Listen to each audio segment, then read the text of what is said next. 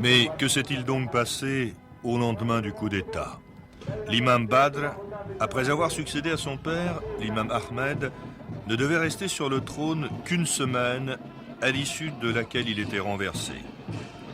Il parvenait cependant à s'enfuir, à gagner l'Arabie Saoudite, où il regroupait des partisans avant de revenir pour combattre le nouveau pouvoir républicain.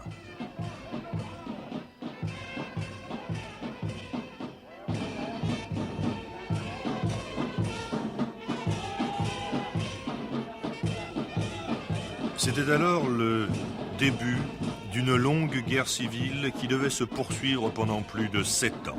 Un conflit qui, pour le président Nasser, pouvait lui permettre de prendre pied sur la péninsule arabique en combattant d'un côté les Britanniques installés à l'époque à Aden et de l'autre la monarchie conservatrice saoudienne.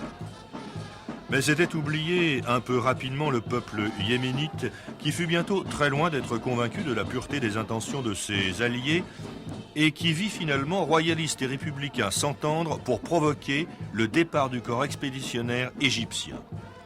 Et au terme de cette longue guérilla qui se termina en 1970, le monde assista à l'avènement d'un gouvernement républicain qui admettait en son sein les anciens monarchistes. Et en réalité, seul le souverain, l'imam, faisait réellement les frais de cette lutte dont les poussées et les revers, il faut bien le dire, étaient dus beaucoup plus à des considérations financières que politiques.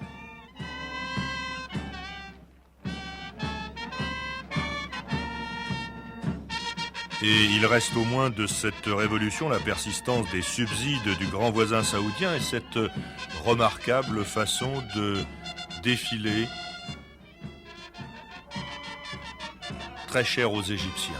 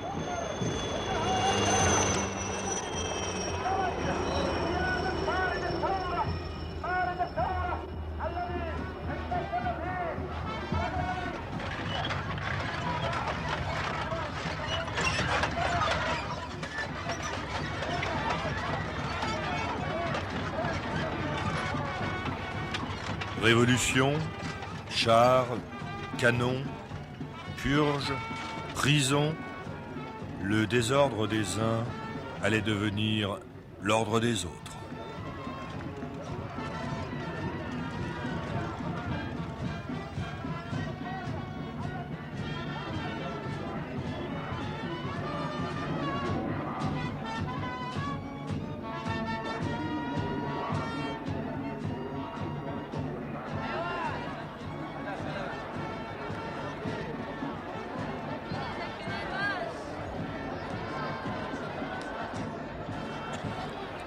Mais quittons la place Tahrir, cette place de la